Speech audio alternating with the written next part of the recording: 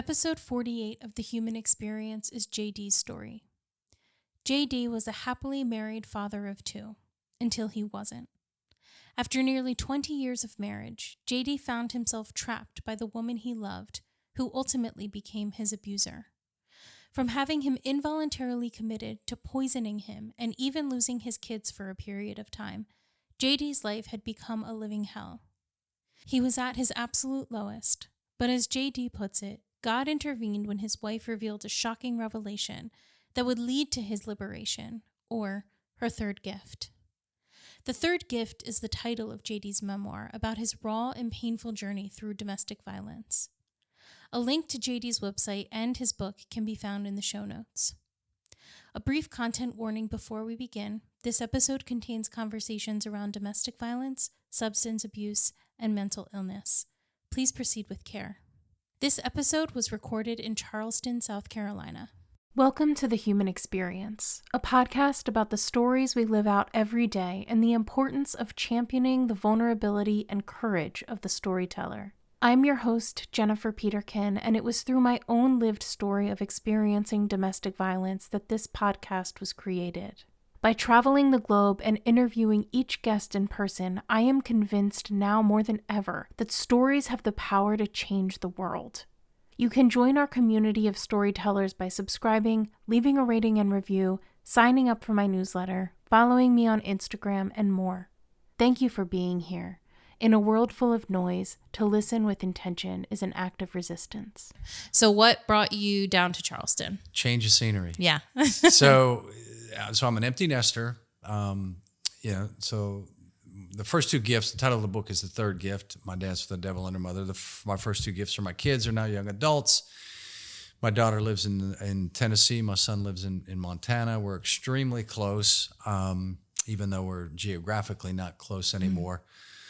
But I just made the decision emotionally. I just needed a clean break. I was living too close to where it all went down. We had lived in the North Carolina area or in the Wilmington area for 19 years, and then the book came out. My mom passed away, and I'm like, emotionally, I just need a clean break. So yeah, absolutely. Kind of on a whim, moved down here. And I was somewhat familiar with the area and moved down here right as COVID was hitting. So, oh wow, yeah. So how long after everything went down, and we'll obviously get to that, did you end up writing the book? I started writing it before our little journey was complete. Okay. I started writing it in 2017, finished the initial manuscript in 2018. We didn't finish up legally until February of 2018. Wow. So, and then I had... was fortunate enough to lock in with a publisher in October of 2018. So that's impressive too. Publishing is not easy. Yeah, it is not. And I was fortunate that I was in Philadelphia, of all places. I was at a business meeting, and folks that my journey was a 5-year journey. And there were a handful of folks that I worked with that knew what was going on. The majority of folks had no idea what was happening. They thought I was dying of cancer. Wow. They thought I was severely ill. They weren't comfortable enough in asking me what was going on. But a gentleman that knew what was going on said, look, there's a guy that I work with, that you work with, that is going through something similar, where his soon-to-be ex-wife has a drug addiction. He wanted to chat with you. So we went out, had a couple of beers, and I got to talking. I ran through the story with him, and he said, your story doesn't need to be a book, it needs to be a movie. And I said, well, ironically, I've finished the book, the first manuscript. And he said, well, I happen to know the vice president of author acquisition wow. at a particular publishing firm. And so that's where it all started. That's great. Yeah. Truly, because, I mean, I'm sure you're aware, after being in this space, we're talking about domestic violence. It's, first of all, not enough talked about in general, but men's stories are often not told at all. And there are various reasons for that. None of them really good, but right. There are various reasons. So first of all, it's awesome that you're telling your story. Second of all, it's amazing that you've been given the platform to do so. Yes. Yeah. Including your platform here, the Human Experience Thank you. podcast. So I'm fortunate, blessed, and grateful for all the opportunities I've been afforded. But it was one of the main reasons, Jennifer, why I wrote the book. My female therapist at the time said, when you're done with this, and again, it was a 5-year journey through Yeah. hell, but when you're done with this, you need to write a book because there's not enough books out there about men on the other side of it. And she said, when you do write that book, here's the name I want you to use for me. And so the story is very real and raw. I changed the names in a few locations, not for legal reasons. The book had a full legal review, but to protect the privacy of my kids. Sure. And the privacy of all those that got pulled into it. Additionally, people would come to me and they would call me. I mean, again, over a course of 5 years, people would call and go, hey, anything new happened that was crazy? And I'd be like, well, yeah, sit down. You're not going to believe this discovery that I've now made. So, yeah, it's been an interesting journey for sure. Yeah, absolutely. Yeah. Well, let's actually get into the story itself, because there's a lot surrounding it that I think we could probably talk all day about domestic violence and its effects, but we are here for your specific story. So, yeah. Yeah. So again, I will have to tell you the title of the book just because the title is so appropriate. So the title is The Third Gift, My Dance with the Devil and Her Mother. As I previously mentioned, the first two gifts are my kids, now young adults. I couldn't be prouder of the choices that they've made in spite of the fact that they spent their high school and college years dealing with this. But I was in what I knew at the time, right? Your perspectives change, but what I knew at the time, what I thought at the time, I was in a happy, stable marriage for 17 years. And then the wheels came off. And there were subtle accusations that she started to make every 3-4 months or so, accusing me of infidelity, accusing me of drug addiction. Of course, I knew that I wasn't doing either of those, and requesting that she should have access to my emails and to my phone. And I never had a passcode on my phone. You swipe and you could get in. Her father had passed away. It's a very complex and complicated story. So our marriage was fairly stable for 17 years. When I met her, she had been estranged from her father. Her father came out of the closet, accepted his homosexuality when she was 2. She would maintain a good relationship with her father until her first marriage fell apart. And that was the first major red flag that I didn't peel back enough. She made me aware that she had been married, said she had never moved in with a guy, that she was looking for a father figure. He was 11 years her senior. He had an 11-year-old daughter. And her grandmother and her mother, rest both of their souls, they kind of corroborated her story. Her story was that he was controlling. He was abusive. The first husband. The first husband, yeah. And her father would take in her first husband. Oh. And I could never understand it. Again, it's the sympathy. See, I've come from a family of 9. I'm the middle child of 9. Oh, so wow. What I've come to discover through my little journey here is that I'm a pleaser. I have a need to be needed. And so my sympathy was overflowing for her. Like, wow, you've been through an abusive marriage. You had to deal with your parents' divorce at a young age, and your father accepting his struggles of the struggle of accepting his homosexuality. Man, wow, you've been through it. So when I asked her, I said, I couldn't understand why. I said, why would your father take in your ex-husband? And she said, well, you know, he's, as you remember, he's gay. He was attracted to him. And so for me, it only further cemented the story that she was painting, that he is, you know, a deadbeat dad. He's an SOB, so forth, so on. Throughout our dating years, and then even into the early parts of our marriage, she was estranged from her dad for 10 years. Through the innocence of our son one day, he was 5 or 6. They knew about Grandpa. They never met Grandpa. He said, innocently enough, Mom, why don't you just call him? And she did. Oh. And they reconnected. And I supported it cautiously. I'm like, I don't want you getting hurt again. Yeah. Of course, I'm thinking he's the son of a bitch. And in fact, I don't see him that way at all anymore. Wow. But I would say to her, has he apologized to you? Do you guys talk about what happened in the past? She said, no, we're just going to move forward. We're going to keep it very high level, superficial. And indeed it was. And it was a blessing for my kids to get to meet their grandfather and his life partner. But 5 years into it, he had a massive heart attack. Wow. And she had to travel down to Florida, and she had to make the decision to take him off life support. Then 2 years later, his life partner passed away at a very young age. Initially, until 2 weeks ago, Jennifer. And so what I'm saying is, till 2 weeks ago, I thought it was the guilt from her being estranged from her father that pushed her over the edge and pushed her into all the things that I would discover, including a hidden prescription drug addiction. Oof. But I now see it differently. I was on another podcast last week called the Shrink Show podcast, and they were two therapists. Because one of the things I struggled with is, how did she keep all this tucked away for 17 years? I now know that she's got severe issues, but how did she keep it all tucked away for 17 years? And they're like, she didn't. She said, they focus on one victim at a time. Yeah. Her victim was her father. And when he passed away, she turned her sights on you. Wow. And then once you guys separated and you were out of the picture, she turned her sights on your kids, your son and then your daughter. And then when they were old enough and decided, I don't want this toxicity in my life, then she was gone. They haven't seen her in 4 years. Wow. They don't talk to her. And I emotionally struggle with that too, to go, how can a mother or a father do that and just completely abandon their children? Well, now I understand it based on their insight. Like, she has no need for them anymore. She can't victimize them anymore. Yeah. So she has no contact. In this day and age, you can block somebody, but they can find you. Sure. And so the third gift was, so the subtle accusations of infidelity, drug addiction, I knew none of it was true, but there's also another very complex layer. Early in our marriage, she would allege that she had an autoimmune disease.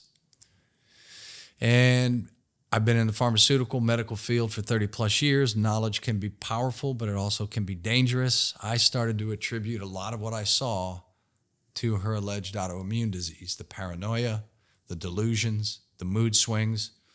She had experienced a couple of stroke-like events during our happy years, and I'll use happy years in quotations. Sure. And I thought it was I literally thought she had 2 strokes. When I would show up at the hospital and her left side weakness, she couldn't talk, she couldn't walk, she couldn't add simple numbers. I'm like, wow, this is her autoimmune disease that is attacking her system. So everything I would begin to see, I would chalk up to an alleged autoimmune disease, which later would turn out to be she doesn't have one. In fact, she doesn't have an autoimmune disease.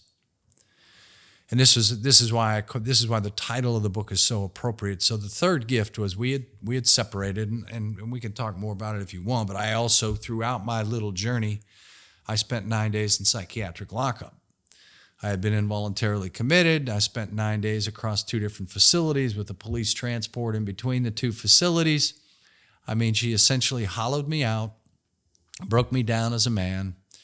And the thought of losing our family, the thought of separating and so forth, so on, pushed me to the edge. I wasn't suicidal, but as I was going through my journey, the family practitioner just looked at me and said, if you lose your family, what will you do? And I said, I have no idea what I will do. And it was at that point that he said, sounds like, in less than 2 minutes, it sounds like you got bipolar. And if you don't go to such and such, facility, I will have you involuntarily committed. There's more to that story, and it's all laid out in the book, but I would later discover that she was writing letters behind my back to the family practitioner and to my psychiatrist at the time, because as our marriage began to unravel, I was willing to do whatever I needed to do to try to hold the family unit together. Mm-hmm. The devil attacks your strengths and turns it into a weakness. And my strength for me was my love for my family and the family unit that we built. And so, if she was alleging I've got a mood issue and that I'm angry, I got anger issues, everything that she said to me about her first husband, she would resurrect that story. And so I agreed to go see a psychiatrist, and the subjectivity of psychiatry, and she went with me, and she filled out, a subjective questionnaire. I filled out a questionnaire, and again, in less than 30 minutes, he says, sounds like it might be bipolar 2. And it was a string of 6 days that were just beyond hellish. And, a couple of months prior to that, we were on a beach trip and her mother threatened to kill me and suggested I was addicted to porn and I was addicted to drugs because her mother would get involved. Mm-hmm. And she began getting in her mother's ear and creating this whole story. I guess as they call it, recruiting negative advocates. And this was a woman that I never had a crossword with in 23 years. So wow.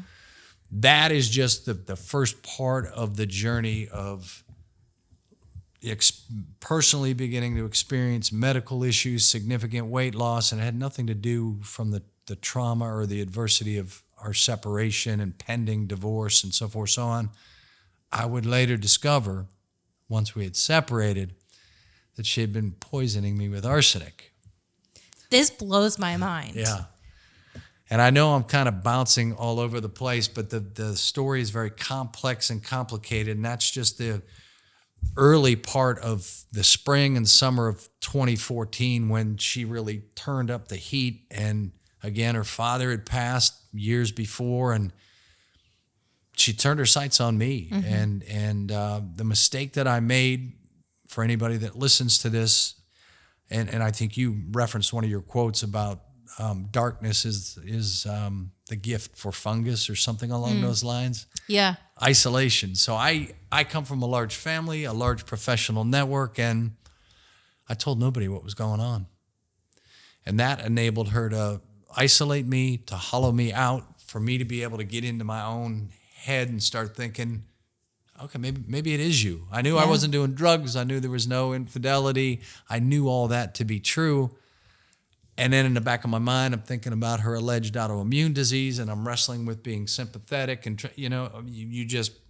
my mind began to crumble.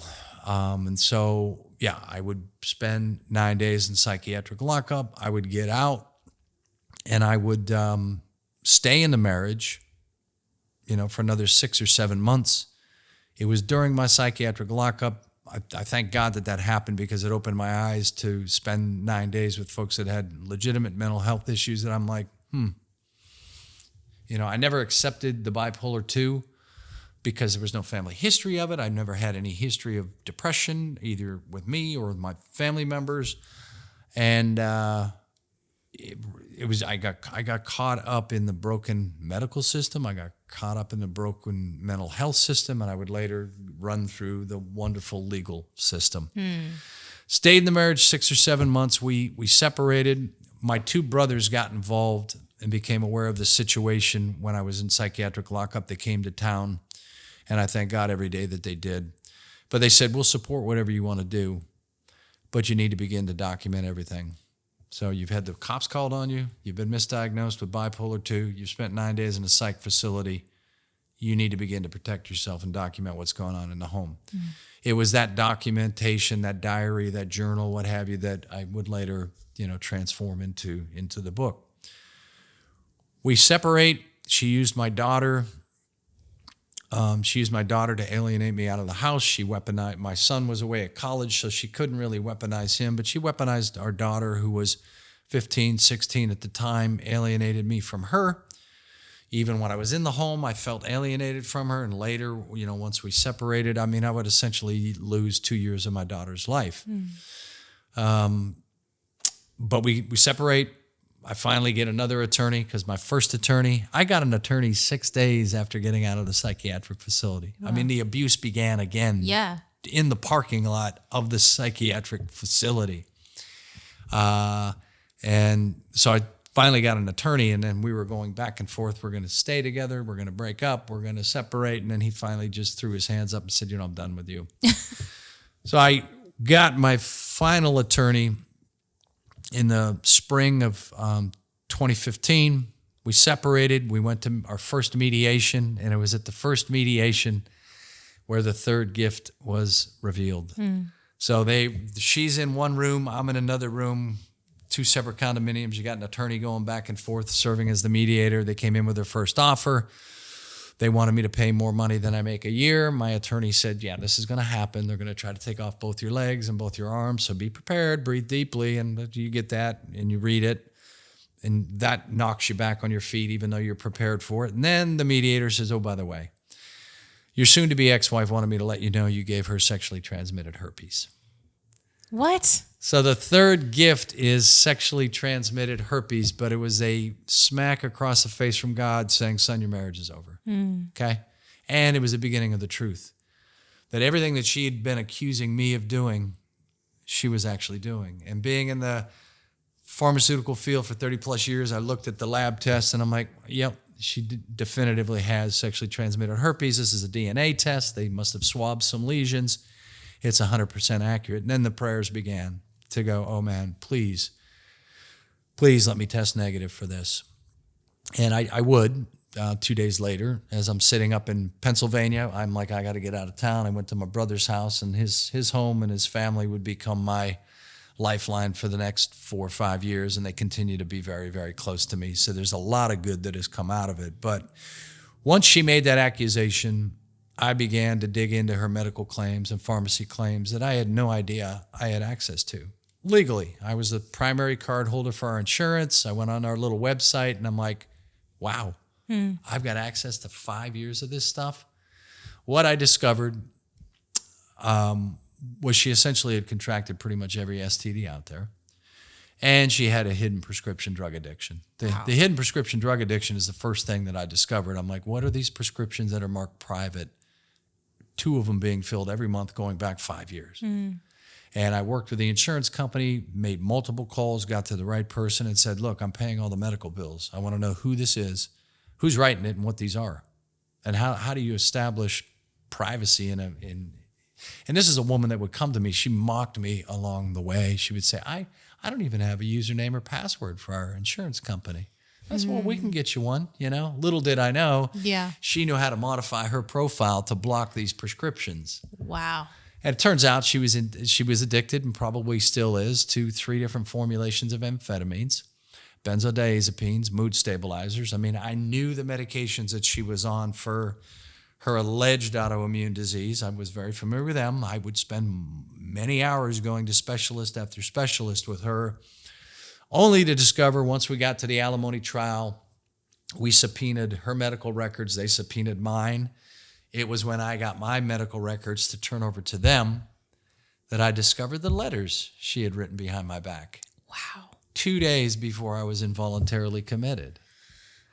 And those exact letters are in the book, unedited, and that the book is very real and very raw. And I took advantage of the concept of public record and our alimony trials in there.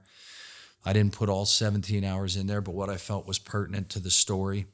And our domestic violence trials in there, because once I was out of the house, she filed false domestic violence charges against me, and I had to defend myself against that.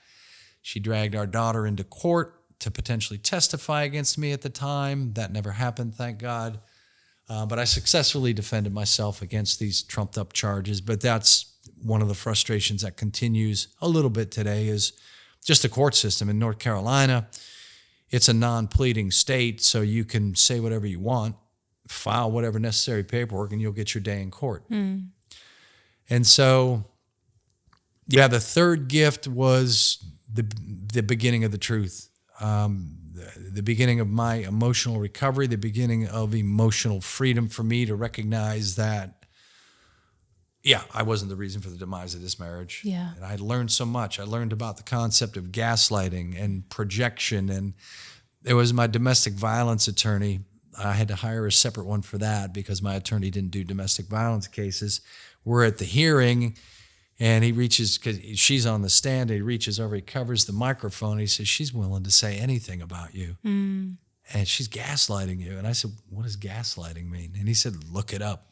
And I did. And I'm like, oh my goodness. She's been gaslighting me this whole time. And she certainly did push me to the brink of insanity. Yeah. Thinking, wow, this is all me. You start to believe their narrative. And again, my mistake was because I told nobody. I lost the sense of objectivity, being isolated and on an island in my own home.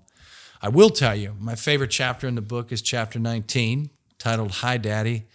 When my daughter comes back into my life, she was towards the end of her junior year in high school. I thank God for a lot of things, but I thank God that my kids were old enough to begin to see the truth for themselves. I never jumped down in the valley. I stayed on the high road with them and never shared everything that I had gone through. She took the opposite approach, and, back to the herpes piece, she dropped that grenade on me. I would test negative 2 days later. We would sit on my negative results for a month because we wanted the private eyes to hopefully do some background work and so forth, so on. She went to my kids even before I revealed my negative test results and said, I have definitive proof your father's been cheating on me. He gave me herpes. She told her mother, she told friends, she told whoever she could tell. Yeah. But yeah, my favorite chapter is when my daughter came back into my life. She experienced her mom in a drug withdrawal after coming home from high school. So mom couldn't walk, she couldn't talk. There was dog food all over the floor. And I knew this was coming because at that point, I was watching her pharmacy claims like a hawk, and she had stopped taking cold turkey a lot of her medications because she was looking for work. Oh. Looking for a part-time job. Interesting. Yeah. And so I knew it was coming, and sure enough, it happened. And it was at that point that my daughter confided in her best friend again. Her best friend's like, you need to go see your dad. And then she came to see me, happiest day of my life. And then a week later, she moved in with me. And she hasn't looked back. That was in 2016. Wow. And since then, her mom has missed her high school graduation. She didn't go to that. She's missed her college graduation. She'll be getting married this coming spring. And so, but the toxicity needed to be removed. But I said earlier, the title is appropriate because it is very appropriate. I don't think about it too much anymore, but I used to think, what if she never revealed that herpes card? What if I would have tested positive? I don't know where I'd be today emotionally. I don't know where my relationship with my kids would be because, hell, I had all that 9 days in a psych facility, a misdiagnosis of bipolar 2. I don't know who they would have believed. And so I thank God each and every day for the emotional freedom and the clarity that he provided through sexually transmitted herpes of all things. Whatever it takes, honestly. Absolutely. But I don't know where I would be emotionally, and I probably would still have to have a relationship with her. The kids are young adults now, but I'm sure there would still be some co-parenting stuff going on. But I'm free. Yeah. And I haven't talked to her and haven't seen her in 5 years, and it's been quite the journey for sure. I would say, but I'm really glad that you are free. That's really important, and something that a lot of victims don't actually get because of parenting and having children together. So I'm very happy to hear that for you that it was possible. Yeah, I've heard that from many, and I can't imagine I can't imagine if they're 8, 9, 10, or 11, and we still had to maintain some type of relationship and custody. And the kids wouldn't be old enough to see the truth. And yeah. And I will say, though, the journey to find true peace was long because you're not going to find it when you're still being cut and set on fire. And I'm using those, metaphorically, but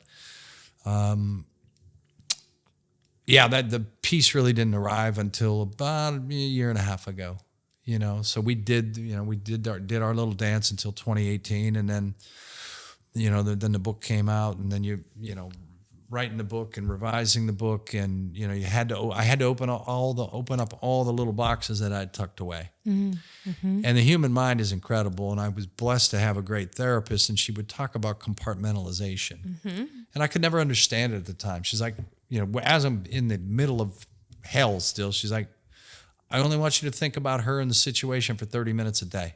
I'm like, well, that's impossible because I'm constantly getting emails from attorneys and this and that and whatever. But compartmentalization does work. Once we finished up legally, I was able to begin to tuck it away. But as I wrote the book, it's like, I got to open that up. Yeah. And it's like, I forgot that happened. And the hardest part of the book to write really was the 4 chapters on our alimony trial because they wanted $10,000 for a written transcript. And I'm like, no, just some of the audio transcripts. They were free. And so I would listen on my iPad to the character assassination again, her mother, therapists, whoever they dragged into court, really to just attack my character with no proof, no evidence, nothing, just all hearsay. But I had to listen to that all again. And so I'd listen and type on my little computer, and so there's something for everybody in this book, and I want to be clear, I didn't start writing it until I had the consent of my kids. And I told them I'm compelled to write the book for a lot of reasons, and just asking for your support. And so they have since obviously have both read it, and they're like, wow, Dad, you kept so much from us. And I did. The high road is cold and lonely at times. Truly. But it is the right road. Yeah. Yeah. Well, when your kids are involved. Yeah.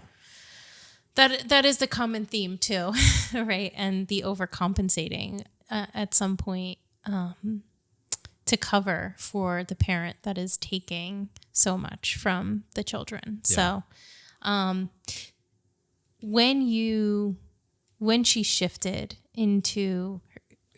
her sights on you, was there a sense of whiplash with this, or did it come on creepingly that you kind of were in it before you realized what was happening? I was in it before I realized what was happening. Yeah.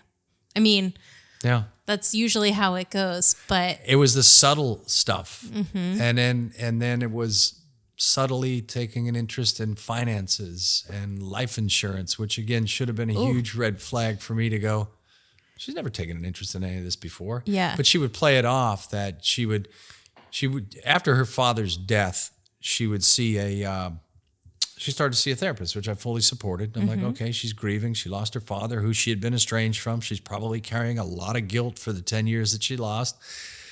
And again, up until 2 weeks ago, that was my mindset, but it has now shifted. But yeah, she'd play it off that it was her therapist. Her therapist suggested, based on things I've shared with her, she thinks you're cheating on me. I'm like, what are you talking about? What? Yeah. Ugh. So I'm like, I would welcome an opportunity to go sit down with you and your therapist to join a session. Let's talk this out. And when you know it, her therapist allegedly decided to stay home with her kids and stop practicing. Huh. But as I discovered this hidden prescription drug addiction, I uncovered so much clarity. First of all, she had only seen this therapist who suggested I was cheating on her 5 times. I believe it was this therapist who had prescriptive rights, who didn't write what she wanted her to write. And then she would find a neurologist who used to be in a major practice that was now out on his own. And I would discover that this guy, she would go see this guy and she would pay him cash, and he would write her whatever she wanted. And I would discover that she lost that supply because the North Carolina Medical Board and the DEA was all over this guy for inappropriate prescriptions for narcotics. So she had to doctor shop and work the system, and she ultimately would find a psychiatrist who testified at trial. And my attorney did an excellent job of cross-examining her. And we, going through the medical records, that she essentially wrote for my now ex-wife whatever she suggested. Wow. That's so... Yeah. And in the interim, until I don't think I've shared this, but until she found that psychiatrist that was willing to write whatever she wanted, she used our kids to fill 600 days worth in both of our kids' names. And I mapped it all out. I built a spreadsheet. I filled in all the gaps. I spent hours and hours and hours doing this, but I'm like, she's got gaps in her private prescription fills. How is she filling that? Yeah. I happened to look at my kids' insurance claims. I'm like, holy cow. Yeah. Their stuff is marked private too. So I didn't bother about my son because he was no longer a minor, but my daughter was a minor, so I could just get her pharmacy records and reveal what these were. But it was 600 days worth, and it filled in the blanks that I had for her perfectly. And so it came on very, very subtly, the accusations, and then really intensified, like I said, in the spring of 2014, which is when I'm certain the poisoning began. And I didn't discover the poisoning until about a year after we separated.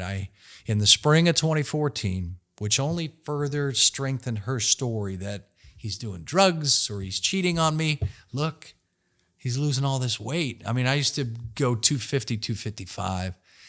And in less than 6 weeks, in the spring of 2014, when I started working out a little bit, nothing intense, through the inspiration from my son, I lost 35 pounds in less than 6 weeks. Wow. Then it was 40, then it was 45, then it was 50.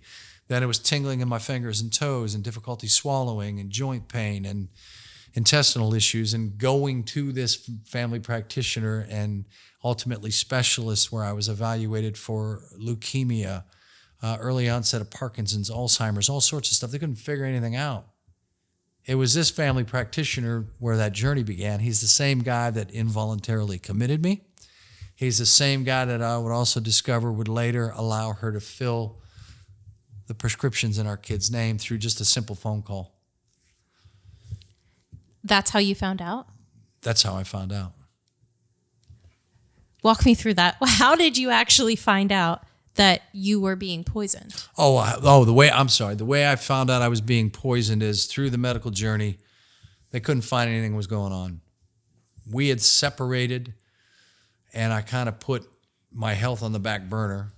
Ironically, I started feeling better. Oh, hey. I wasn't gaining any weight. I mean, I lost more weight just from the anxiety and the Sure. stress of going through a separation. I got down to 150 at one point in time. And this is where people at work are like, man, he's dying of something. Mm-hmm. And family members, who started to get involved and knew what was going on.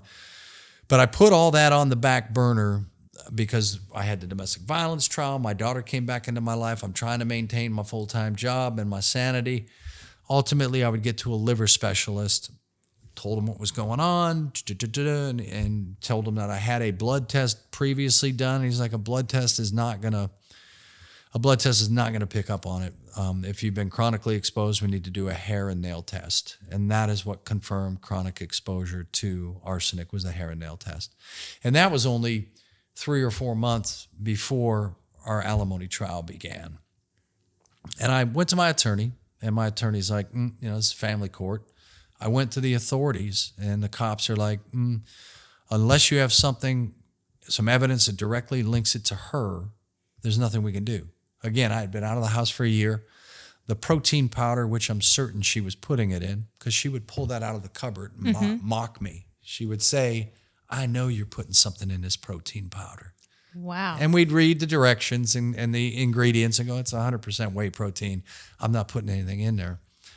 And she would destroy her phone, and she would destroy computers in spite of a court order to maintain the integrity of those. Wow. So destroyed evidence. Yeah. Yeah. What was your first inkling that it was poison and not that you were getting sick? Well, my sister-in-law and my sister-in-law and my whole my entire family's been great. Again, I come from 5, a family of 9. But my brother Al and his wife Jane, they're my heroes. They were there for me 24/7, no questions asked. But she's got a doctorate in nursing. And even before I went and got tested, she said, I think she's been poisoning you. And I'm like, no. That's crazy. Yeah. And she said, no, I think she's been poisoning you. And so sure enough, I would go and, get that hair and nail test. And she was the first person I called and said, yeah, you were right. Dang. She was poisoning me. What led me initially to get the blood test, and again, the book is very complex and jam-packed, and I'm blessed to have all the support that I've had with the book. And for those that have read it, many have said, look, I've read it 2 or 3 times just to really kind of peel it all back. And there's a lot I forgot about. But once we separated, once she made the herpes accusation, we got private eyes involved. We thought we identified the guy that she had been running around with. That guy had a PhD in organic chemistry. The alleged guy. Turns out it wasn't the guy. Oh. But he had a PhD in organic chemistry, and I was living out of the house at this point. That's when my alarm bells went off. I'm like, oh boy, he would have the wherewithal to know where to get arsenic or heavy metals or whatever. That's when I went and got tested, and I tested negative. But as it turns out, and there's, like I said, there's so many twists and turns in the book, the private eye work was shoddy. And so we waited a month after she revealed, she made the accusation against me with the herpes, and I had my negative test results, and the private eyes were convinced they identified who this guy was, and he lived in between North Carolina and upstate New York, and they found his house that he had in North Carolina, and they were surveilling that, and it was an empty house and hadn't been lived in for some time, and it was just, they put a GPS tracker on her car to track her travels, and so when I tested negative, we go back to mediation, we reveal our negative results, and you could hear the gasp come from the room next door, like, oh my God, he tested negative. How could that be? And we revealed that we know we believe we know who you've been running around with, and here's the phone number. Gave him the phone number, and the mediator comes walking back in, and she playing a voicemail from the neighbor's phone, a woman. Yeah. Who was our financial advisor's wife, our financial advisor of 17 years. Oh, jeez. So I'm sitting there going, okay, they got this wrong. They made me look even crazier to the other side. That, whoa, wait, this is a neighbor. This is a girlfriend of hers that, used to run around with our daughter through grade school and early years in high school and all that stuff. There's no guy involved. He's crazy, And I called my PI. I mean, I was pissed. I wasn't so nice to him. I said, look, you've made me look crazier to the other side. Thank God we have solid medical evidence that she, has contracted sexually transmitted herpes. And I said, I'm going to need to call you at another time to revisit our fees for what I've paid you for phone work. Yeah. And he's like, oh, this couldn't have happened. These guys are former FBI out of New York City. And I'm like, well, they've got it wrong. Yeah. You need to figure this out. And we never could figure it out. And I started, as we journeyed towards our alimony trial, I mean, it was one discovery after another, from the hidden drug addiction to the massive infidelity to her doctor shopping to you name it. It was just like mind-blowing. Yeah. Every day discovering something new and different that you didn't know. But again, it was all necessary to get to where I'm at today from an emotional freedom perspective. But, yes. Yeah. Yes. Yeah. You mentioned the term gaslighting, which has become quite popular recently. Yes. And I remember being in my therapist's office hearing that for the first time after I had left my situation and being like, oh, wow, that's really interesting. And I remember personally just feeling this liberation because I had felt like I was going insane. Yes. And I didn't know how to describe that to somebody because we throw around the word crazy so much, right? Yeah. That's I've said it already a couple of times in this episode. So when you actually feel like you're going insane and you don't know how to describe that to somebody, and then this term comes along that encompasses that feeling. And I did not have the experiences you had where you were actually committed, misdiagnosed multiple times. What was that like for you to walk through that, to feel like you were going insane and it seemed to be reinforced by the people around you?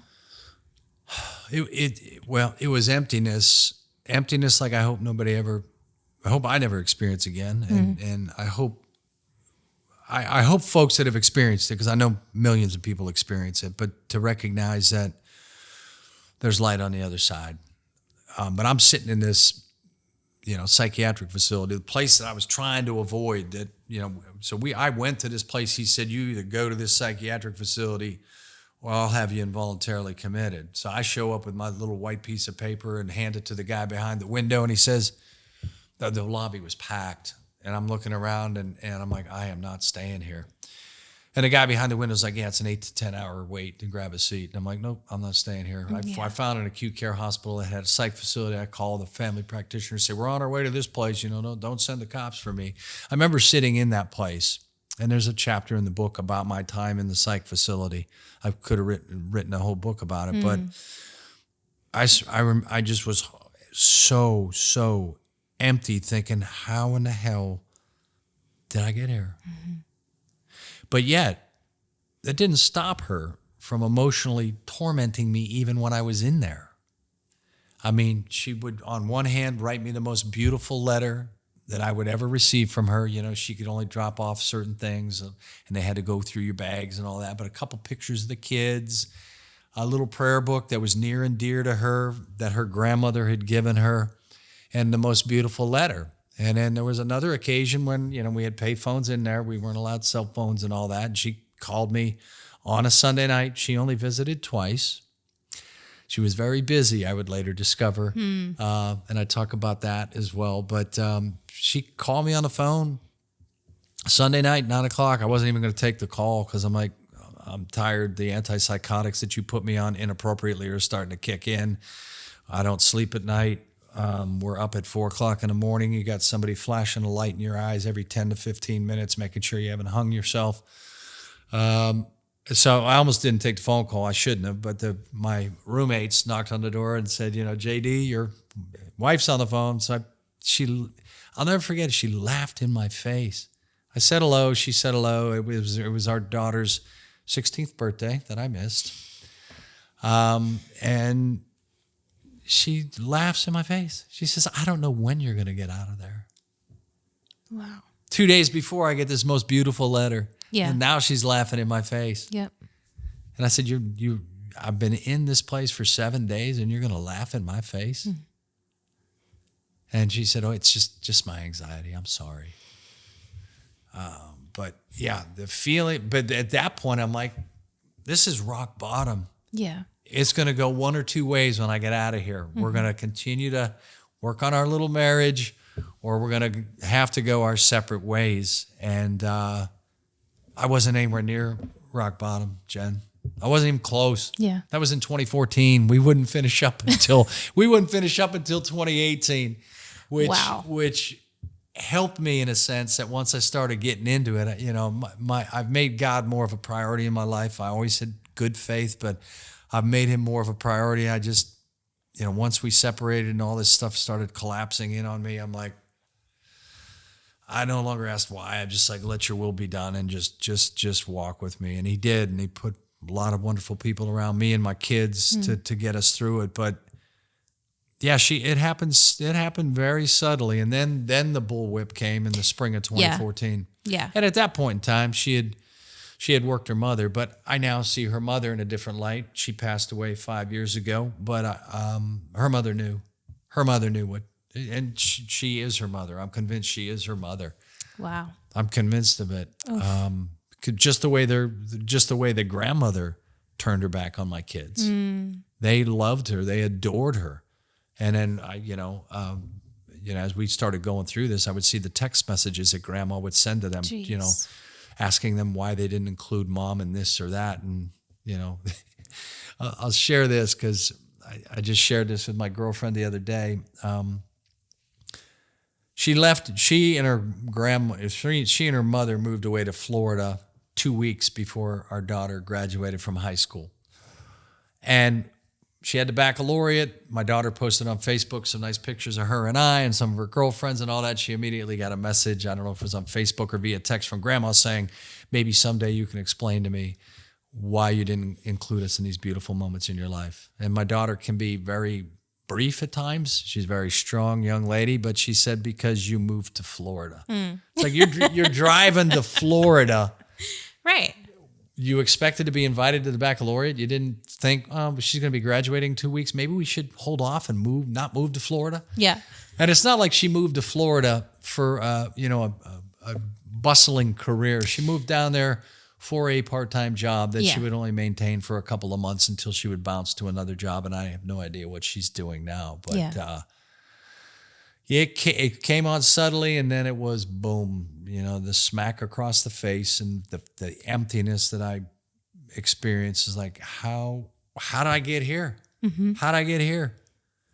And again, I can't stress it enough. Had I reached out to family, friends, or somebody, especially 3 months before I was involuntarily committed, is when I was threatened on a beach trip by her mother, just out of the blue. You know, I came up from the beach. Her and her daughter had gone somewhere. They were standing in the kitchen, and she just looked at me and said, if you ever put your hands on my daughter, I will kill you. What?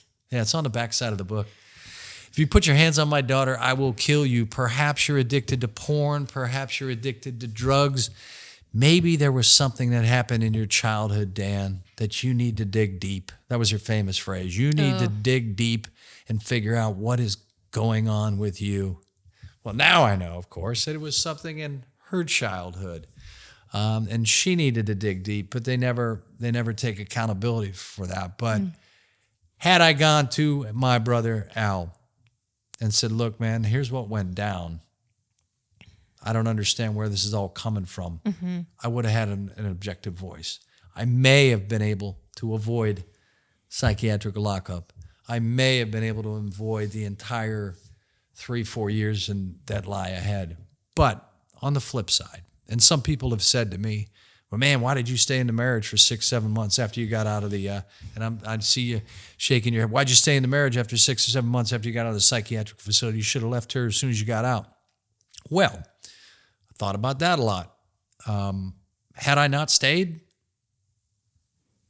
she may never have revealed the third gift. She didn't, according to our STD expert, we hired STD experts. She didn't contract the herpes until 3-4 weeks until I was manipulated out of the home. Wow. And we had not been together in 4 months. Yeah. But we were together 3 nights in a row, about 3 weeks before I was manipulated out of the house. Wow. She played that card because she was certain she had infected me.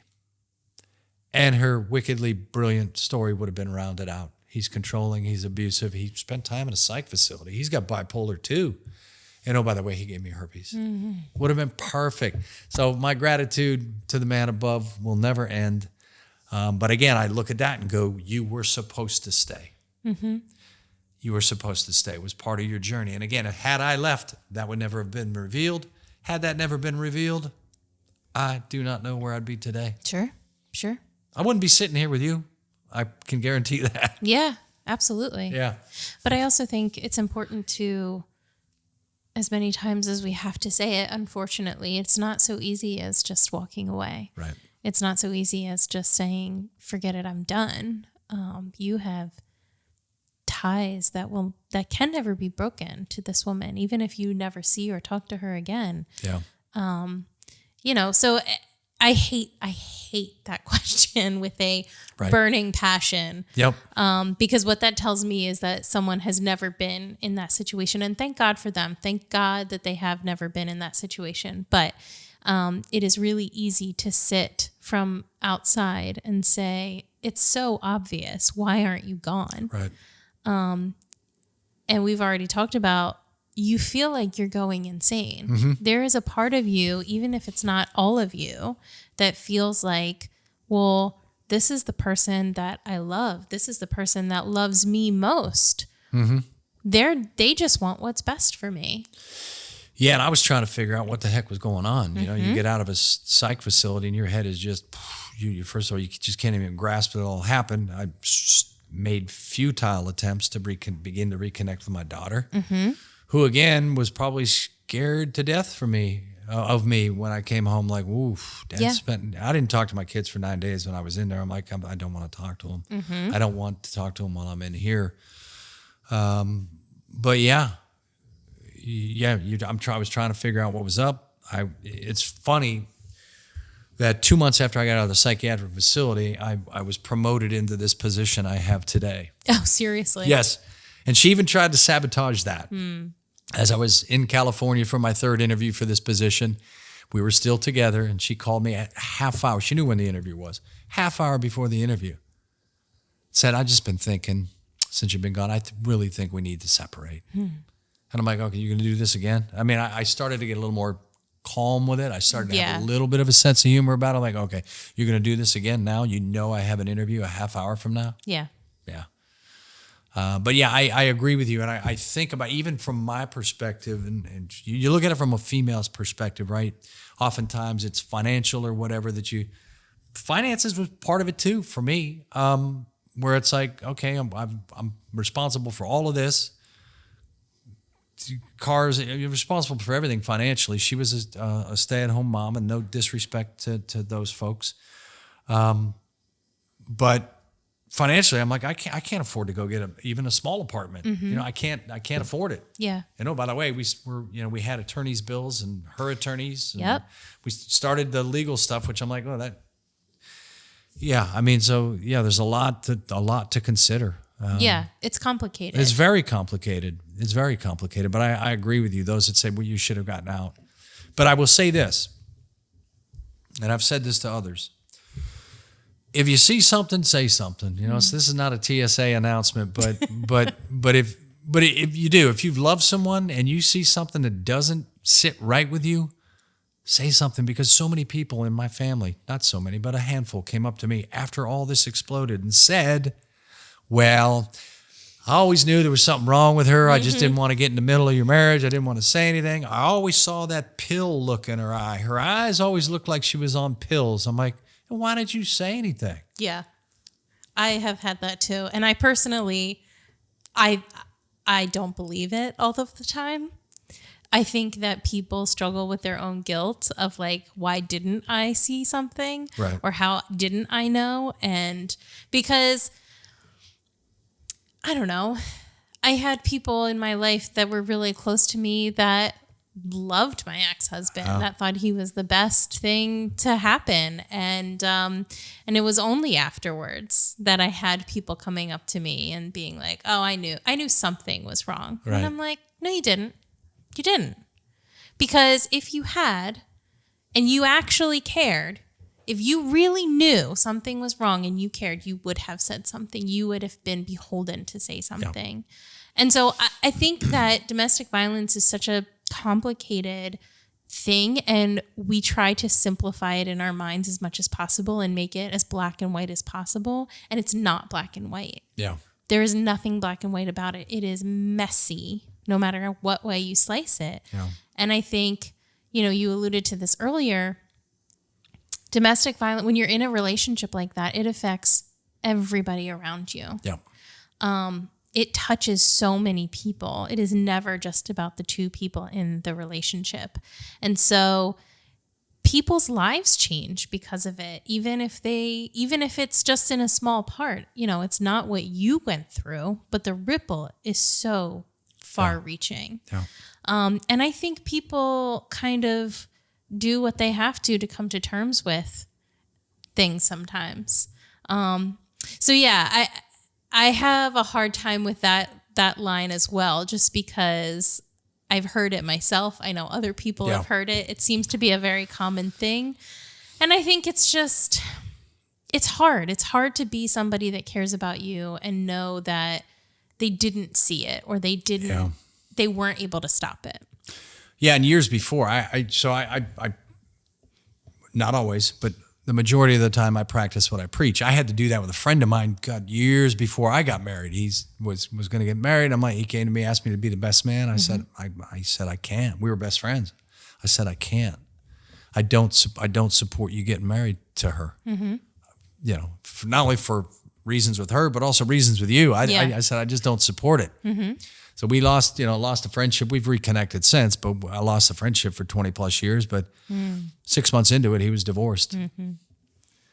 So, again, it's about being a community for those that you love and that you care about. And if it means that you're going to hurt their feelings, I'll err on the side of caution and say something. I agree. I do. The other thing, I've started saying this recently, but your gut is a very good indicator. And we often are told to ignore those feelings, right? We're fickle. Anything can stir that reaction, but our first instincts are usually spot on. Yes. And so don't ignore those. Yep. They're important. Yep. Yeah, and I ignored those on a handful of occasions for sure. Yeah. Oh, so did I. Yeah. Yeah. None of us are immune to that at all. And I've said this before, and I don't know if shame transitions into anger. I've never been ashamed to share my story, obviously. I've written a book about it, but maybe it's because the shame transitioned into anger, meaning I was never angry with her. not consistently, but I was more angry with myself as to how you missed it. Why didn't you do this? Why didn't you do that? You know, why didn't you ask to see her phone and her emails? Why didn't you just take a look at your insurance company's website sooner when you had thought to yourself, man, it would be nice if somebody reviewed her medications to see if her medications are interacting with each other, causing some of these, you know, cognitive impairments that I was seeing. Yeah. And so, but I've moved past that too, where people are again, like it was part of your journey. Yeah. Stop beating yourself up about it. It's part of your journey. It's part of your healing process, and it's natural. Truly. And it's hard to come to terms with that for sure, of why didn't I do this or that? But I also think it's important. We have such a culture of victim blaming. And so it is very easy to go, well, why didn't you realize sooner? Why didn't you get out sooner? Why didn't you put a stop to it sooner? Why didn't you ask for help sooner? Instead of, why did this person do that in the first place? Why weren't they held accountable sooner? Why weren't, you know? And so I would love for that conversation to be flipped on its head a little bit, so that victims can stop feeling like, well, I was responsible for not only holding it together for myself, but then actually making that my way out of that as well. Yeah. When did you realize that you needed to get out? I mean, because you walked along for a while. I did, and to be honest with you, and I laughed out loud about that. It wasn't until the herpes accusation. Okay. And that's why I call it God intervening, smacking me across the face, because I remember, I can visualize it now, sitting in the parking lot waiting to go in for our first mediation. She's in one car. I'm in my car. We're parked in, separate parts of the parking lot. I can see her. She can see me. I sent her a text message. I wasn't expecting a reply. I just sent her a text message. It said, "Good morning. You look nice."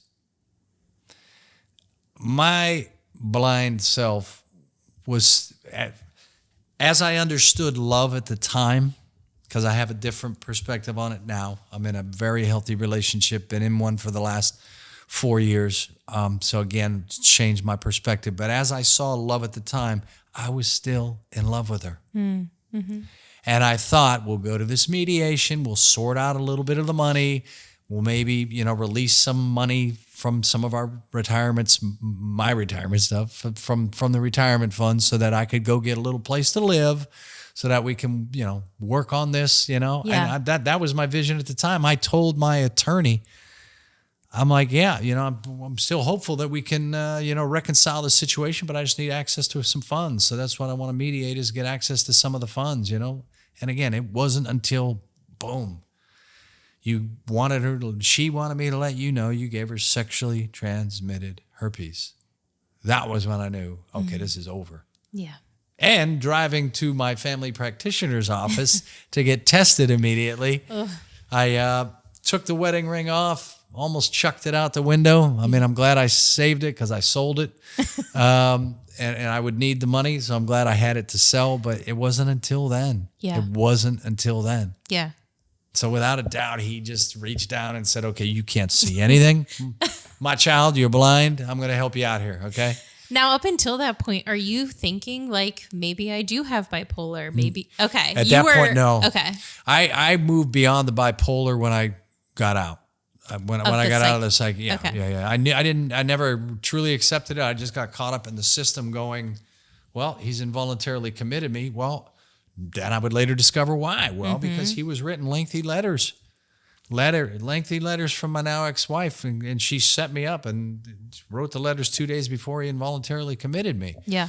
But no, I mean, but I did buy a couple of books to be honest, again, doing everything I can. I bought a couple of books on bipolar. Yep. When I got out, I'm like, here, I'm buying books. I'm going to read up on it. Well, the more I read, I'm like, You don't have bipolar. I don't have bipolar. Yeah. And I remember her mother coming down for Thanksgiving. I'm like, oh, good Lord, she's coming to town for Thanksgiving. I don't know how this is going to go. But I remember telling her, standing in our laundry room. I said, I've picked up a couple of books and trying to get educated about it. But I got to tell you, the more I read about it, the less I believe it. Yeah. And I stated some facts and figures and things. And she just looked at me with almost death in her eyes again and just said, you just need to own it. You need to own it. Wow. You have some problems that you need to address. Yikes. Yes. Jeez. You gotta laugh so you don't cry. Absolutely. Absolutely, yeah.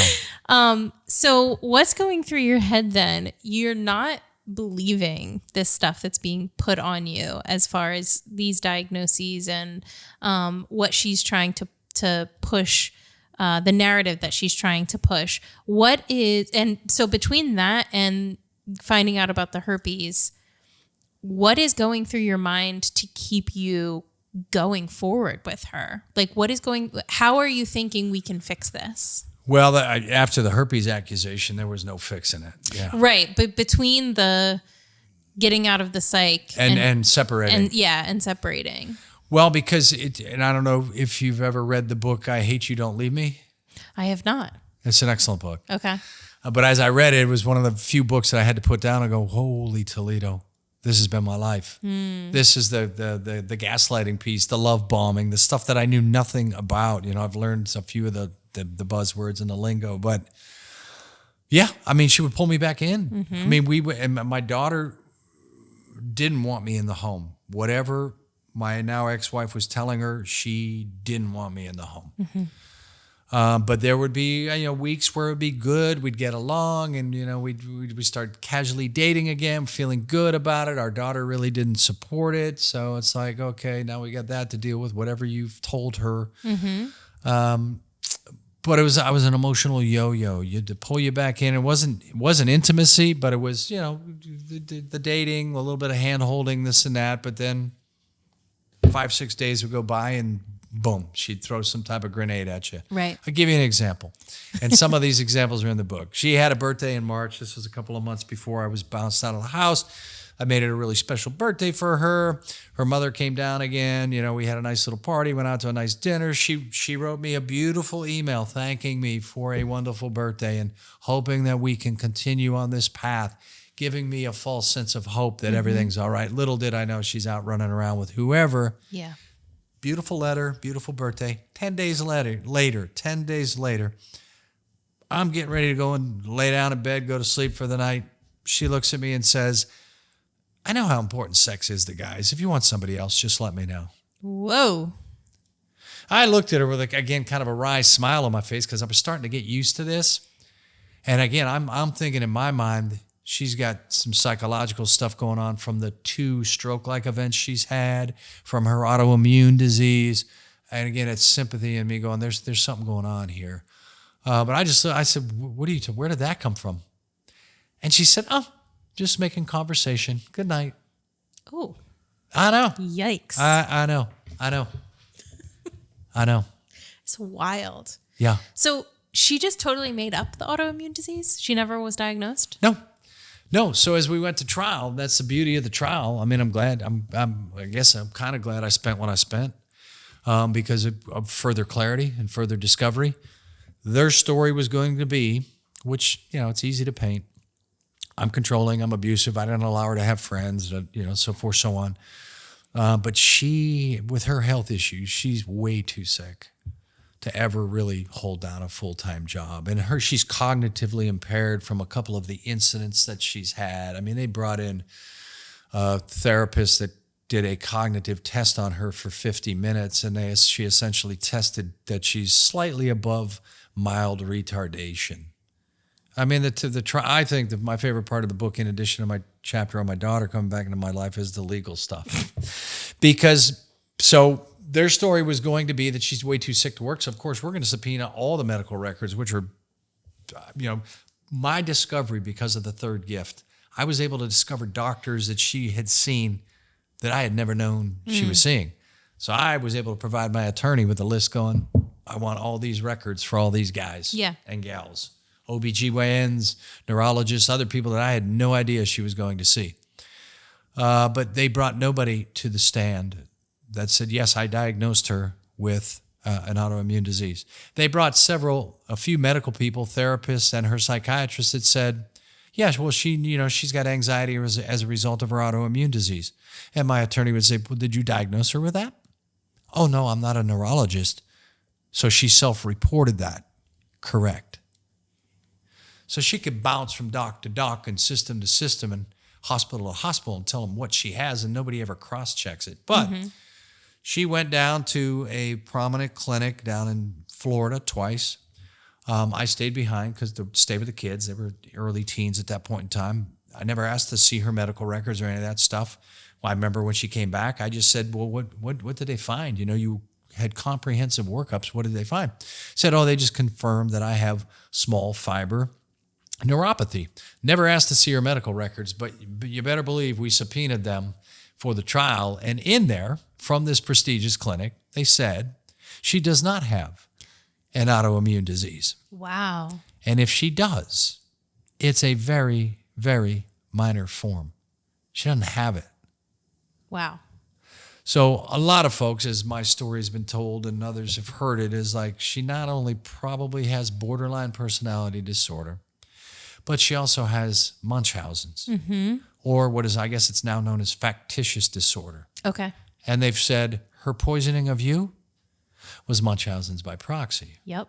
Because she was poisoning me, but yet she would tell me, some days nicely, some days not so nicely, we're going to get to the bottom of this. Yeah. Yep. And I would lose so much weight that my wedding ring wouldn't fit, and I'd be out doing yard work, and I remember calling her, or she came home, and I said, I lost my wedding ring somewhere. She went ballistic. She went, why didn't you have your wedding ring on? And I'm like, well, because I've lost 55 pounds, and it fell off, and fortunately I found it in the Bermuda grass in the backyard, but I mean, it just became comical. Yeah. But yeah, I mean, yeah, it was quite the journey. And the subtitle, My Dance with the Devil and Her Mother, I didn't write that to catch people's attention. I didn't write it as a joke. It's not tongue-in-cheek. I struggled with it going, how did I lay down with somebody this evil? Is the devil real? And of course I now know, and I knew going in that the devil is real, but I couldn't fully understand how somebody could turn the way they turn. And I got clarity on that just a couple of weeks ago. And it brought me a little more additional piece to go, okay. She targeted her dad. He was gone. She turned her sights on me, turned her sights on the kids after I was gone, and it all makes sense. Yeah. It's sad. Yeah. I mean, it's sad that all of this had to happen to begin with, right? That this journey you even had to walk this journey. What after, I don't want to diminish what you went through with the court because that is its own trauma. And every time you have to relive it, it's re-traumatizing, right? But there must have been some feelings of validation when you came out of there knowing that she had lied and it was proven that she had lied. Yes. Yes. Did that help you in healing and moving forward? For sure. I mean, again, the emotional freedom of having the truth out there, of understanding 95% of what she was up to. We'll never know 100% what was going on. We don't know who she was running around with or how many or whatever. Don't know all of what she was up to. But you bet. It gave me a sense of peace, ultimately, to like, look, you're a good guy. Yeah. It helped me to begin to rebuild the identity that I had of myself prior. Yeah. You know? Because, was there any piece of you that has resented the fact that because you couldn't prove about the arsenic, that she was never like legally held responsible for that? There was a short period of time, but I also know that she'll answer one day. Yeah. That's where I lean on my faith, but she'll answer one day. And I pray to God, and I do pray for her, but I pray that she's not doing it to somebody else. Yes. And I pray that somebody, I mean, again, the victims are easy to come by, and people are gullible and empaths, and, so. Sure. Well, people, want to believe the best of this person that they are literally getting into bed with. So, yeah. And again, I know I'm not alone. I mean, I've received thousands of messages from others that have either been poisoned or know somebody that's been poisoned. I'm like, this is way too commonplace. That's wild. Yeah. And I've received a couple of messages from people that have thanked me for writing. And full disclosure, the arsenic stuff is a very tiny part of the book. Sure. Some people have purchased the book and going, he false advertised his book. It's not. I'm like, no, but the arsenic is what got people's attention on TikTok and Instagram, but it gets maybe 2 paragraphs, but all of it. I rest in knowing that she'll answer for it one day, and there's nothing I could do to her to make her feel as miserable as she's got to feel on her own. Yeah. Although folks like that don't have conscience, they don't have feelings perhaps, but deep down, nobody can be totally devoid of a conscience. They may not admit to it, but sociopaths, psychopaths, deep down they have a conscience. So she has to live with this each and every day. Sure. Absolutely. Yeah. Yeah, whether she's repressing that or not is on her. Yeah. Absolutely. And I'm sure she's turned it into a victim mentality. I'm sure she's created a whole new persona, a whole new story, just like they do. And that's why she moved away 2 weeks before our daughter graduated from high school. She couldn't face all the people that she lied to. Sure. The character is, I would have rather have been shot or stabbed than the emotional abuse, the psychological abuse. Because first of all, you can see it coming. And second of all, you have the scars from it that people can see. Yes. But to get out of the psychiatric facility and try to attend one of my daughter's high school football games and to see people physically get up and move away from you, and to see friends that my now ex-wife would be sitting with, and I'm kind of sitting on my own, you know? Or to walk through grocery stores or parking lots and people see you and they turn the other way. I'm like, yeah, we used to hang out. What are you doing? Mm-hmm. But there's a blessing in that too. And that's where I look at adversity as an opportunity, as a tremendous gift. It's what I like to call weeding the garden, right? You have an opportunity to get rid of those people in your life that never brought any real value to you anyhow. They take versus give. And so there's been a ton of blessings. Oh, yeah. You do find out. Oh, yeah. Even within your own family. Oh, yeah. Even within your professional networks. Folks that you've done a lot for career-wise that... Yeah. All of a sudden. Yep. It is a very interesting process to walk through, and painful. It can be very painful because you know that you have not done... Yeah. You are not the cause of this. But I really appreciate you saying what you did about emotional and psychological abuse, because people outside of domestic violence circles like to still perpetuate, oh, well, if it wasn't physical, right, like how bad was it? Okay, we'll acknowledge that psychological abuse exists, but it's not like getting punched in the face. Right. And you're like, no, it's worse. It's absolutely worse. It's absolutely worse because you internalize it. And oftentimes people can play it off as, oh, and she used to do that again mockingly. She was brilliant, and I don't know how I didn't go insane. And I will tell you, I don't mind being vulnerable. I was not suicidal when I was locked up. Had no suicidal ideations. A few years down the road, I would. As the disappointment continued to stack up, and as the abuse and all the entire journey. But my kids, my first 2 gifts, are what kept me hanging on. I mean, I was pushed to the edge. Yep. But people play off psychological abuse and emotional abuse as sarcasm, humor. You're too sensitive. I didn't mean that. It was just a joke. Yeah. And when we started in therapy, couples therapy, we would, if the therapist didn't buy into her narrative, we were done with that therapist. Interesting. The deacon at the church. We even went to the deacon at the church, and the deacon at the church would turn his back on me later. My church, it was our church, but she would move away once we separated, and she'd find her own new church. But I'd go to the deacon individually, and then she went back to him. She circled back. She was very good at covering her bases.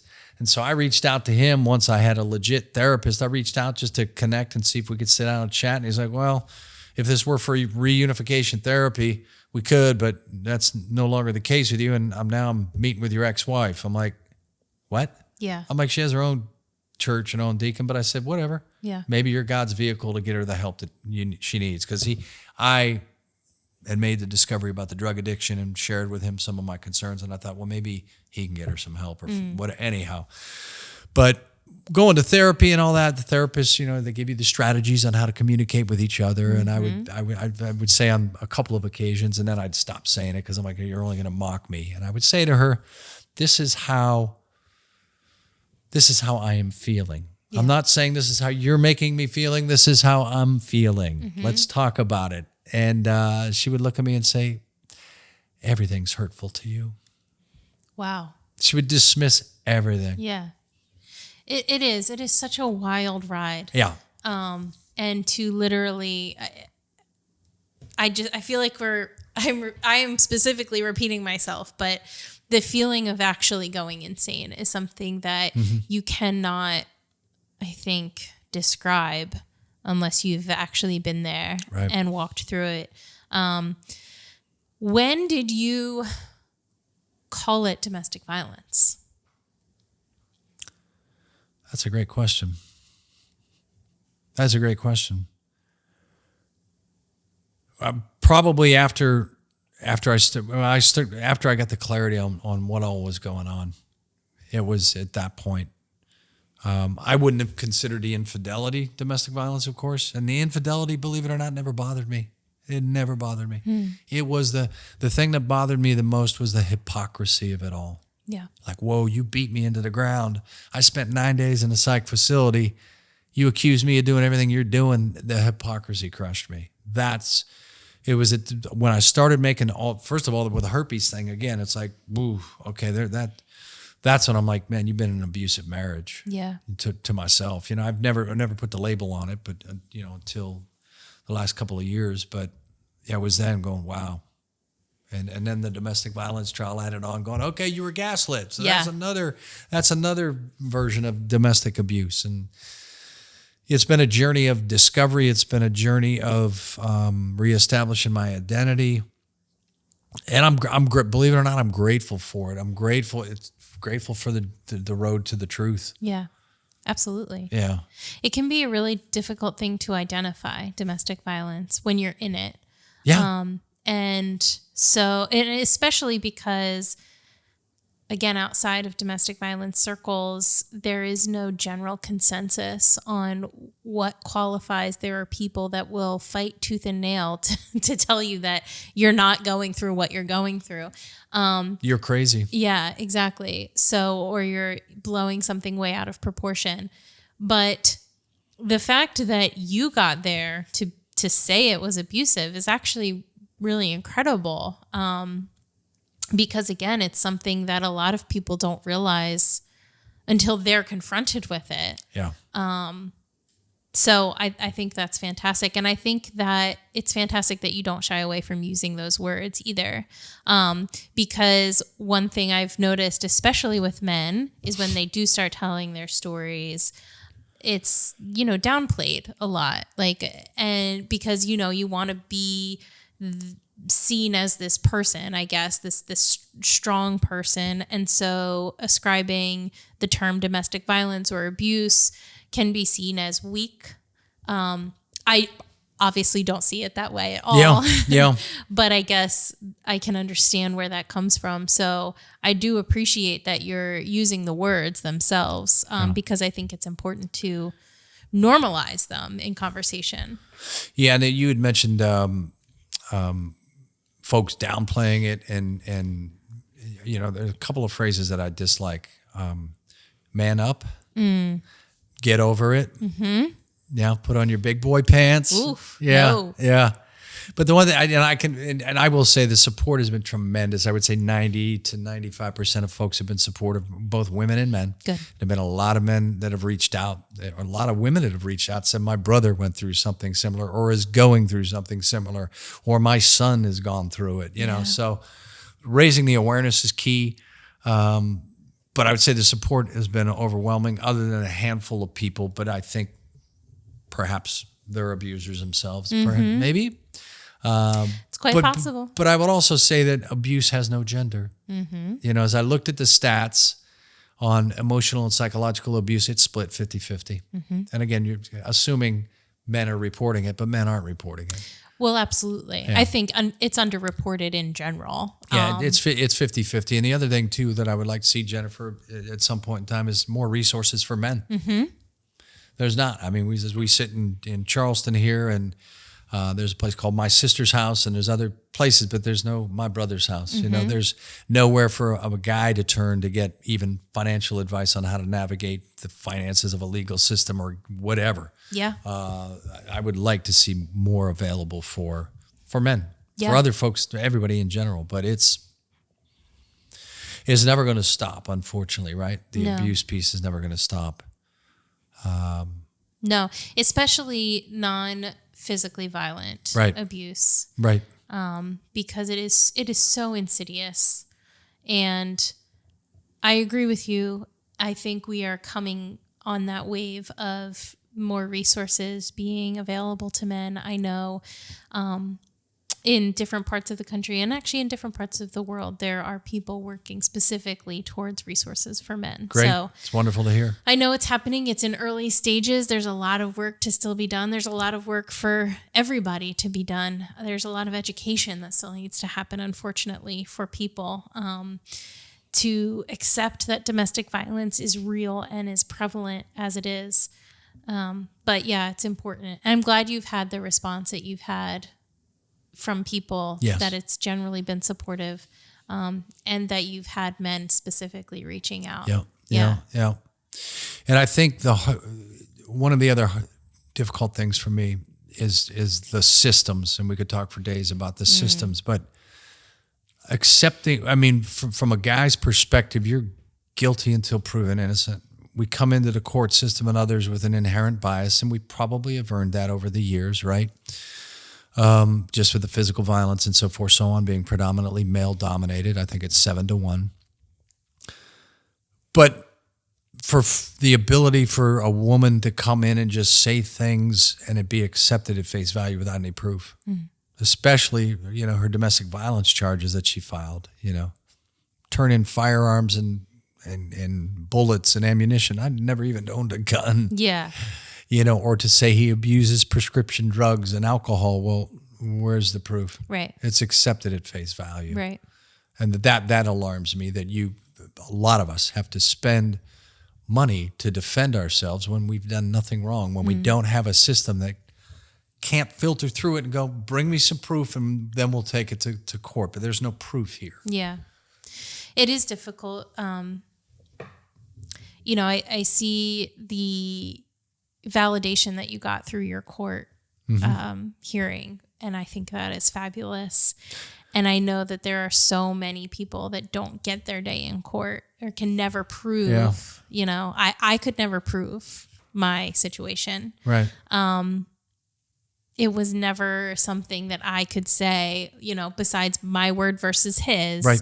Now, there weren't accusations of infidelity or substance abuse. So, but it's difficult. And this is what makes domestic violence so hard, I think. One of the reasons is because you can't prove it a lot of the times. Right. You know, if it's not physical, it is really difficult to prove. And you've got some like really big stories, like your ex-wife went ham with all of it. She sure did. She just started throwing everything at the wall. Yeah. And you know, not everybody has that experience, right? And so I think it's hard to because our legal system is so behind what domestic violence actually is. And I don't know what the answer is for that. I don't know how to fix that. But even things like stalking, stalking is a really big one, and it goes hand in hand a lot of times with domestic violence. Yep. A lot of times when you leave a situation, and then specifically, there are not enough laws around stalking in general, but then cyber stalking has become a huge issue, and there's like almost nothing for cyber stalking. And so you've got these things that are slipping through the cracks constantly regarding domestic violence, regarding people's welfare, their ability to move forward in life, and there is no help for them. Right. There's nothing. Yeah, and it's a lack of resources. And as I look at the system, though, the frustrating part is it's a system we pay for. Us taxpayers fund it. So let's reappropriate some funds, perhaps. And instead of, I had to wait 13 months for a 45-minute hearing on a motion that we filed. So, yeah, I got my day in court. Yeah. I didn't get the ruling I should have gotten. The judge failed to uphold the law. And it's laid out in the book. But if the courts are that backlogged, then let's build more courts. Let's hire more judges, or let's look at the stuff up front. And there could be a committee or a bar or something that looks at the evidence before it goes forward for a hearing. Sure. There's got to be a hurdle that you have to clear versus you'll get your day in court. Right. And it is so frustrating too, because the way that our system is built is for things to not go to court, right? And so it's all a big game. And when you are a victim, and not just of domestic violence, any sort of victim. You don't want to think of that as a game that these bigger players are playing on this chessboard with your life and your well-being. But unfortunately, a lot of times that's what it ends up being. And they're all getting paid along the way, and zero accountability. Win or lose, the family attorneys are going to get paid. Yep. They all know each other, which bothered me. They're all chuckling with each other in the hallways and stuff in between the hearings. And the judges are former attorneys and this and that. And if you can avoid the system, stay out of the system. Yeah, truly. For sure. Truly. Yeah. I mean, it's all difficult. There is no cut and dry way to deal with domestic violence. And again, I think that's what makes it so difficult. There is no real justice in the law. For domestic violence victims, I would say 99% of the time. And even with you, like you said, you got your day in court, but it wasn't what it should have been. So even if you do get it, it doesn't make up for what has happened. Yeah. And I would say that, again, any victim of a crime would feel the same way about that. So it really is an underwhelming part of seeking justice. And you do have to kind of, at some point, let it go and give it away. You do. I mean, and this is what I've said to others is that throughout this journey, the mind is where the battle begins. And you can let this crush you and fall into a self-pity victimization mode, or you can look at it and find purpose in it and find gratitude and be thankful that it happened. So we all have pain to deal with. We all have our crosses to bear, and it's just a matter of finding the purpose in it and doing something good with it. Yeah. Yeah.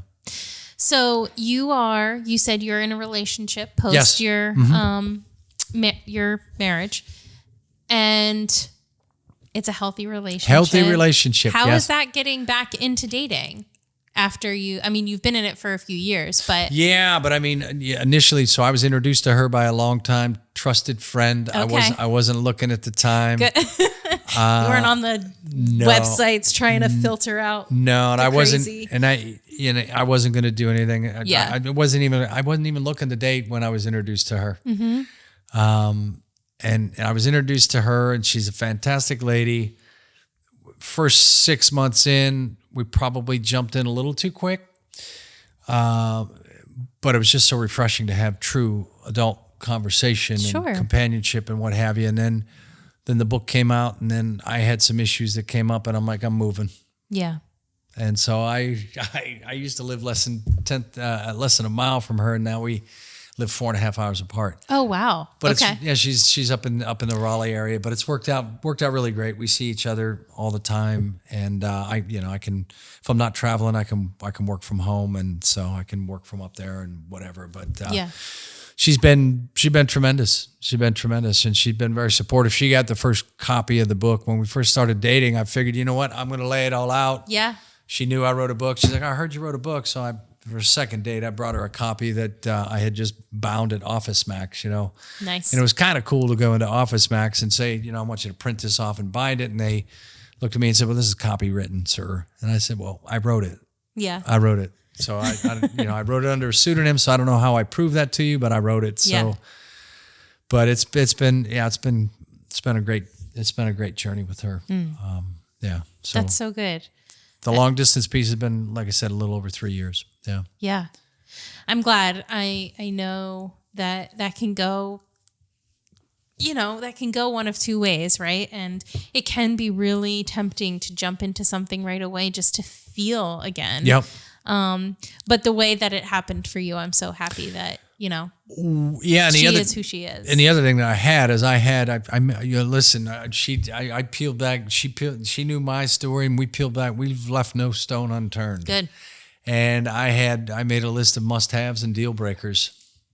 Nice. Going into it, and we've had a lot of open and honest, in-depth, deep conversations. But we also laugh and have a great time. But nothing's off limits as far as the conversation goes. But the other thing too is the expectations are clear up front. We both made it very clear that they're young adults. Her kids are late teens, but again, we both made it very clear our kids are our priority. Yeah, our kids always come first, no matter what. Sure. No matter what age they may be. And so we're aligned. We're aligned on the expectations going into the relationship. We're just kind of keeping it simple, and it's worked out great. That's great. I'm happy for you. Thank you. Everybody deserves that. Yes, for sure. From a partner. So, and don't sell yourself short, for sure. Do you have contact with victims in general or survivors in general? I know you've said people have reached out to you. Are you finding that you're kind of been inducted into this world as an advocate, essentially? Yeah. I have had contact with them. I've spoken. I've lost track of how many, but I have had individual conversations over the phone with folks, a lot of emailing with folks, direct messaging on various platforms. I've been honored to have done a talk at the U.S. Marine Corps base in Barstow, California, last year for their domestic violence prevention and awareness. I'm looking at some other opportunities to speak and to share my story, but also to talk about how you got through it. Mm-hmm. How you got through it, what the mindset was to get through it. So we're looking at some other opportunities to share it. And I'm looking to do some good with the book. So the proceeds from the book are going to a couple of nonprofits. One of them is actually a Center for Women out of Pennsylvania for abused women. And then there's another fund that it's a good friend of mine. His son was decorated military, took his own life stateside, and they've created an endowment fund for him. Wow. But I've started to broaden out beyond other nonprofits, but that's my focus, do some good for others with it. That's awesome. So you said you've listened to a couple of episodes, so I don't know if you know the last question that I ask everybody. I think that the whole point of this podcast is to see the value in story, and that our stories are a part of who we are. And so while the things that happen to us and by us don't define us, they are certainly something that shapes us. So through the lens of your experience, what does compassion mean to you?